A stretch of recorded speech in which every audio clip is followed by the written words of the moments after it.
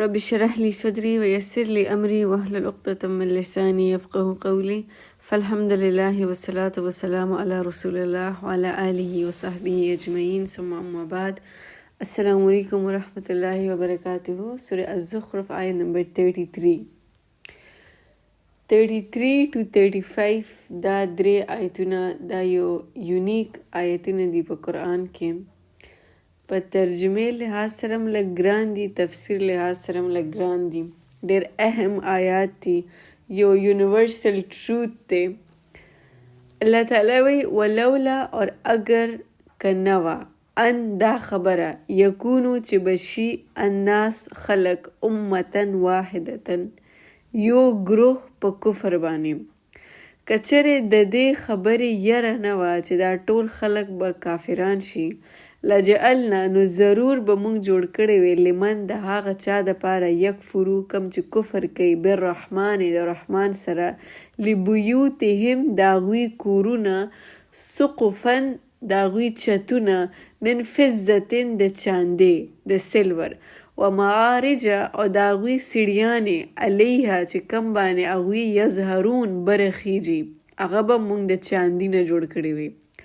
ولی بیوتهم او د هغوی کورونو دپاره به ابوابن دروازې به وي و سرورن او تختونه به و علیها چې په هغوی باندې به یتکیون هغوی ټیک لګو، هغوی به تکیه لګوله.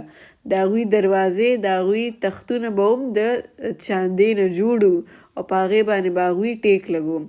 و زخرفن اور سونې نه، دا هر څه به موږ اول د چاندې نه جوړ کړو بیا به موږ د سونې نه جوړ کړي.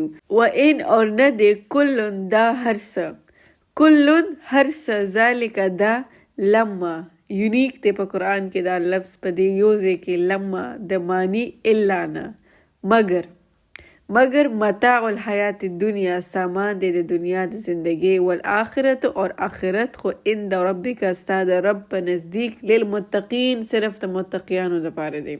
اوکې سو اول زه تاسو ته د دې آیتونو تفسیر ویم، تاسو به خود د دې په معنی باندې پوه شئ او دویم ځل چې موږ دا وایو دا به ستاسو ذهن کې کینی انشاءالله. الله تعالی وی که زه وغواړم نو چا چې زمانه انکار کو، چا چې کفر کو، څوک چې الله نه مني او څوک چې کافران شو او د رحمان نه انکار وکړو، هغه کس په ما مال او مال کړی وی، هغه له به ما دومره چاندي او دومره ګولډ سونه ورکړې وه چې د هغه د کور چتونه به د سونې او د چاندې نه جوړو، د هغه د کور سیړیانې به د سونې او چاندې نه جوړې وي، د هغه په کور کې به دروازې وي. اینڈ آن ا سائڈ نوٹ بیک ان د ډے د عربز به دروازې نه وي. دروازې چې کم دی نو دا ساین آف ویلت او دا د مال او دولت او د ایلیټ خلکو په کورونه کې به وي. بیکاز بیک ان د ډے د عربز به خپل کورونو مخامخ پردې لګولې وي، چا دروازه نشوه افورډ کولی، خو چې کم ایلیټ خلک وو هغوی به دروازې لګولې وي. نو الله تعالی ورته په دې آیتونه کې وایي که زه وغواړم نو چا چې د رحمان نه انکار کو، چا چې کفر کو، چا چې الله ریجیکټ کو، اب ما په شپه کې دومره مالدار کړی وي چې د هغه کور به د سونې او د چاندې نه ډک وي، تر دې پورې د هغه د کور چتونه، سیړیانې، دروازې، تختونه، هر څه به د سونې او د چاندې نه جوړې وي.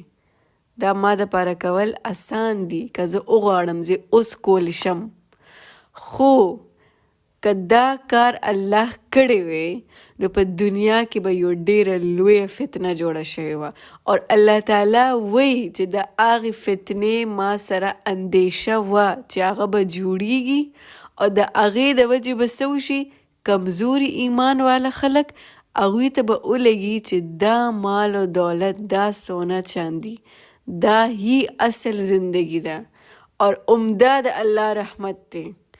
هغوی به خپل دین شاته پرېښوي، هغوی به الله پرېښوي او دې سونې چاندي پسې به تللی وي، دې مال او دولت پسې به تللی وي. هغوی په نظر کې به و چې دا خلکو باندې د الله رحمت دی، الله رحمت ځکه دی چې ډېر زیات مال او دولت دی. نن سبا موږ وایو که نه دا کس ډېر زیات مالدار دی، د الله به ډېر فضل دی. موږ ته څه پته ده چې فضل دی که ازمایش دی، وی ډونټ نو. نو د کمزوري ایمان والا خلک they would have left the rahmah of Allah and joined the millet of kufr. کمزوري ایمان والا خلکو به الله په شا پرېښوي او د کفر ملت به جوین کړی وي، د کفر سره به یوځای شوي وي، بیکز د هغوی په نظر عمده هی رحمت و. هغوی به الله پرېښوي او دوی سره به یوځای شوي په کفر کې.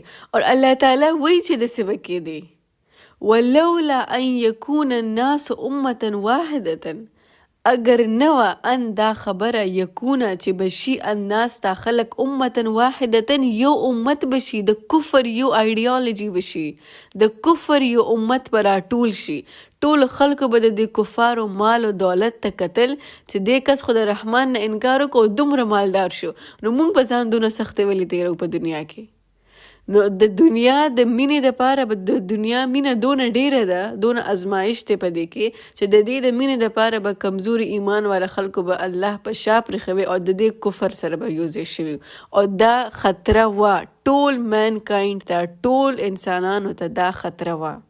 ټولو خلکو به دا سوچ کو چې د الله رحمت خو په دوی دی، دونه ګولډ او سلور هر څه به ورله ورکړي، نو دا ښه دی، دا بهتر دی. No, they would have been deluded by this world. د سونې چاندي د مینې نه هغوی به اسلام پرېښوي، هغوی به د اسلام د دایرې نه وتې وي او هغوی به کفر ته وردننه شوي وي. نو الله تعالی زموږ دپاره دا فتنه نه جوړوله. د دې فتنه ختمولو دپاره الله تعالی څه وکړل چې هر څه تقسیم کړ. په مسلمانانو کې هم غریب پیدا کو، هم ډېر زیات ایلیټ مالداره پیدا کو. په کفارو کې هم غریب شته دی، ہوملیس شته دی، اور ډېر زیات ایلیډ او مالدار شته. نو یو تقسیم د الله تعالی ویلت هغه تقسیم شو. د دې آیتونو سمری څه ده؟ What is the summary? The summary is چې people of قریش، د قریش کم وخت کې دا آیتونه نازلیږي، بیکاز د قریش لپاره مال او دولت هغه ډېر لوی اهمیت و، دومره لوی اهمیت و چې هغوی به وي چې دا رسول په دې رسول باندې ولې دا وحی راځي، دا خو یو یتیم غریب کس دی، په کار دی چې په یو مالدار کس باندې راغلی وي. الله تعالی ورته وایي زما دپاره دا دنیا هېڅ هم نه ده. This دنیا is nothing for me. د نبی علیه السلام حدیث دی که دا دنیا د الله په نزدیک دومره ضروري وه لکه د ماشي د پر عمره. د ماشي پر چېرته تاسو لیدلی دی، د هغې څه اهمیت شته؟ نه، هېڅ هم نه. که د الله په نزدیک دا دنیا د ماشي د پر عمره ضروري وه، مطلب دا چې د هغې نه هم دا ښکته ده دا دنیا. که د الله په نظر کې د دې دومره اهمیت و د ماشي د وینګ پر عمره، نو الله تعالی به کفارو ته د اوبو ګوټ هم نه وی ورکړی.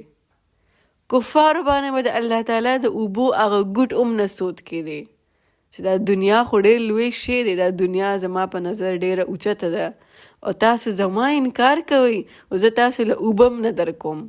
خو نه، دا دنیا د الله په نزدیک هېڅ هم نه ده، اټس نتھنګ. نو ځکه الله تعالی کفارو له مال او دولت ورکړی، په هغوی کې هم غریب پیدا کړي، او مسلمانانو له هم ورکړي او په هغوی کې هم غریب پیدا کړي، مال او دولت یې تقسیم کړی دی. که الله غوښته نو کفارو له به الله تعالی په دنیا کې دومره مال او حال ورکړی وي، خو د هغوی مال او دولت ته چې کله کمزوري ایمان والا خلک ګوري، نو د دې خبرې اندیشه وه چې هغوی به اسلام پرېښوي او هغوی سره به یوځای شوي وي. بیکاز هغوی به دا سوچ کولی چې دنیا خو دوی انجوی کړه، مزې خو دوی واغستې. او که دا څونه چاندي الله تعالی کفار والا ته ورکړې وه، نو اهل ایمان والا به په ډېر لوی ازمایش کې وي. نو دا د اهل ایمان د پروټیکشن دپاره، د فتنې کې د نه مبتلا کېدو دپاره الله تعالی تقسیم کو هر څه په دنیا کې.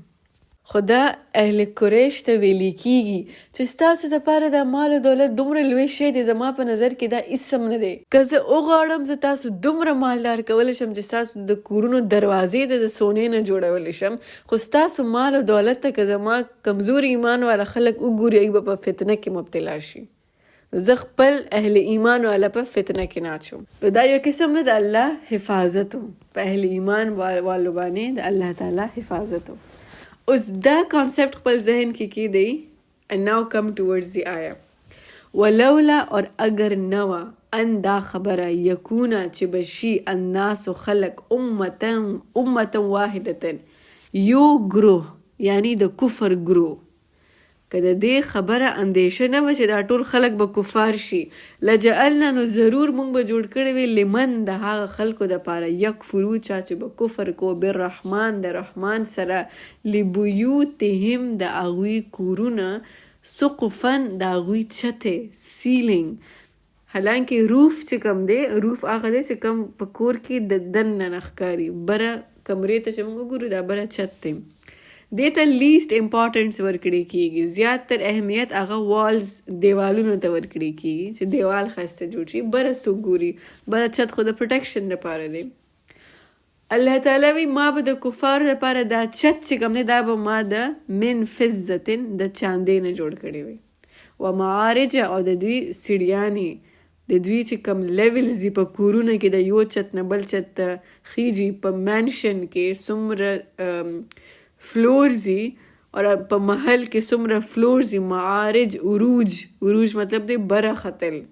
د دوی دا سیډیانې به علیه چې کم باندې دوی یظهرون دوی بره خیږي نو هغه به ما د چاندې نه جوړې کړې وي ولبیوتهم او د دوی کورونه ابوابن د هغې دروازې به د چاندې نه جوړې وي وسرورن او تختونه علیه چې کم باندې یتکئون دوی ټیک لګوي دی چل اوټ and they have fun and they enjoy the day هغه به مونږ د سلور نه جوړ کړی وي وزخرفن او د سونې نه د دې لفظ د وجې د دې صورت نوم دی الزخرف زخرف څه ته وایي ګولډ ته وایي بټ زخرف یو خاص قسم ګولډ دی هغه ګولډ چې کوم کې امنس ډیکوریشن وي ډېر زیات ښایسته ډیکوریټډ وي هغه ښکلی ډیزاین وي موږ یو جوړلی وګورو هغه د اولډ سټایل کې جوړی او یو بله بالکل نیو سټایل کې جوړی نیو ډیزاین یې اپډیټډ ډیزاین یې ایون دو دواړه ګولډ دي خو چې کم ښایسته ډیزاین کې جوړ دی نو خلک هغې ته اټریکټ کیږي نو هغه ښایسته ډیزاین ته زخرف وایي اټس امنسلی ډیکوریټډ ډېر زیات ډیکوریټیو جوړلی وزخرفن نو ستاسو کورونه چتونه ستاسو سیډیانې ستاسو د کورونو دروازې تختونه هر څه به د چاندې او د ډیکوریټیو ګولډ نه ما جوړې کړې وې خو که چېرې د دې خبرې اندیشه نه وه خطره نه وه چې ستاسو مال و دولت ته به اهل ایمان والا کتل اور هغوی به کمزوري کېدل هغوی به په فتنه کې مبتلا کېدل اور هغوی به اسلام پرېښودو اور کفر سره به شامل کېدل نو ځکه ما دا نه دی کړي سبحان الله یعنی د دې خبرې خطره وه واقعي کې الله ته د دې خبرې علم په علم غیب کې الله نیو الله ته د دې پته وه که زه دا دونه مال و دولت ورکم زما اهل ایمان والا به په فتنه کې مبتلا شي and then Allah says وَإِن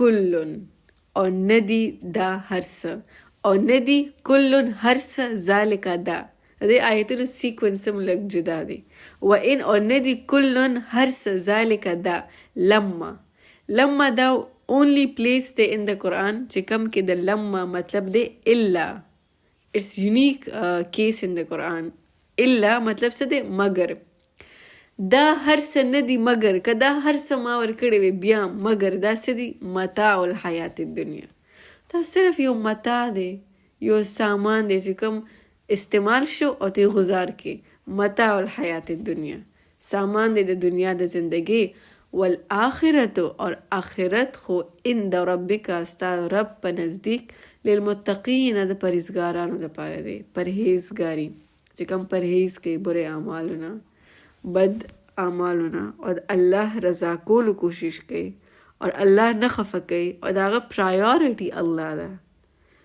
د هغه په زندګي کې ټوله کې قیمتي اساس هغه سي الله چې زمان الله خفه نشي څه داسې خبرونه کوم داسې عملونه کوم چې کوم زمان الله خفه کی الله زما ټاپ پرایورټي ده دې ته وایي متقي نو آخرت د الله په نزدیک بیا صرف د متقیانو دپاره دی دلته الله تعالی دا ویلی شو چې د ایمان والو دپاره دی د احسان والو دپاره دی د ډېر زیات عبادت گزار خلکو دپاره دی خو نه اولنۍ درجې منشن کړه متقي ته صرف ځان وساته د ګناه نه دونه خو مونږ کولی شو اټس ویری سمال اټس ویری لټل بس ځان ګناه نه وساته لرې اوسه د ګناه نه just don't give in yourself خپل کوشش کول دي چې ځان به دې نه ساتو نور باقي په دنیا کې ټول خلک زمونږ نه رزلټ غواړي. رزلټ ما ته رزلټ وښایه. زمونږ مور او پلار هم وایي مونږ ته رزلټ وښایه. وی نیډ 100% رزلټ.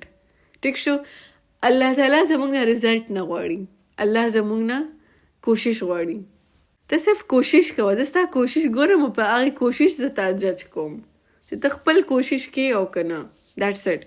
نو للمتقین پرهیزګارانو دپاره آخرت. والآخرة عند ربک للمتقین. ان شارټ د دې آیتونه یو سمري وه اینډ هغه دا ده چې که دنیا کې چا سره ډېر زیات مال او دولت دی نو د الله تعالی د رحمت نشانی نه ده. مونږ وایو د دې کس باندې الله رحمت دی فضل دی.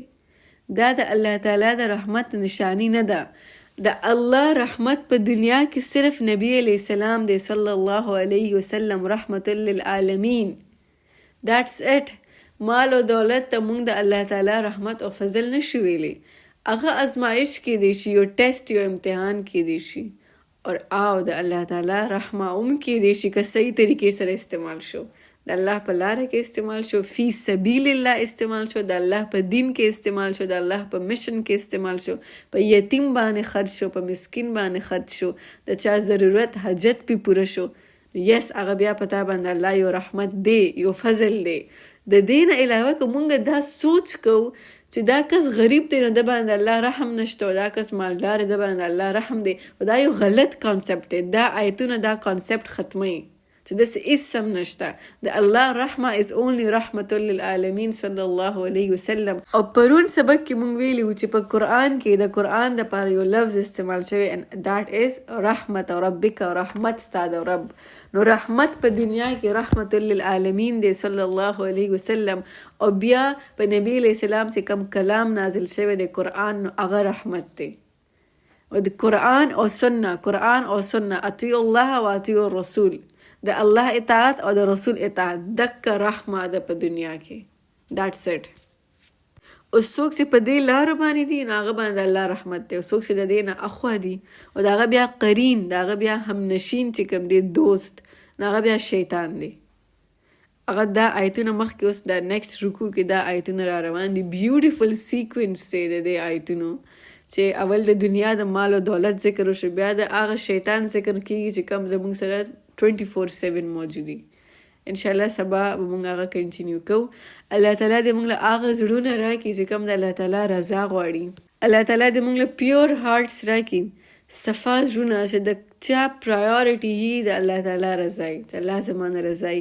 الله دې مونږ عباد المؤمنین، عباد الصالحین او د عباد المتقین نه شامل کړي او دا قرآن زمونږ د زړونو یو نور او یو بهار جوړ کړي. آمین یا رب العالمین. او په دې قرآن باندې د عمل کولو توفیق د الله مونږ له راکړي. آمین.